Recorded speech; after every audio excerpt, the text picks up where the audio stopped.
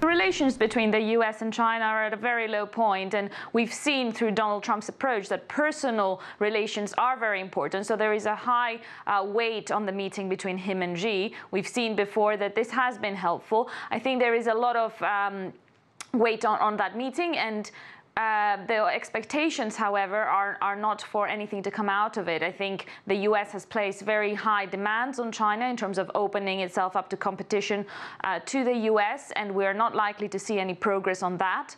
I think China on itself is also placing the emphasis on other elements of the trade relationship. It's not just about trade in goods, which Donald Trump likes to talk about. Of course, there is a high deficit in terms of the trades in goods, but at the same time, there is a high surplus in trades in services, and also there's a lot of Chinese students in the US, there's a lot of US companies in China. So I think there's other elements of the relationship, the economic relationship between the two countries, and of course the foreign investment as well. So focusing just on trade in some ways is misguided. When we think about the agenda for Argentina's priorities for the G20s, building consensus for fair and sustainable growth, I think it's very linked to the trade tensions that we're seeing, because not having fair and sustainable growth is part of the reason why we're seeing this backlash against globalization. And how do we build consensus for an open global economy?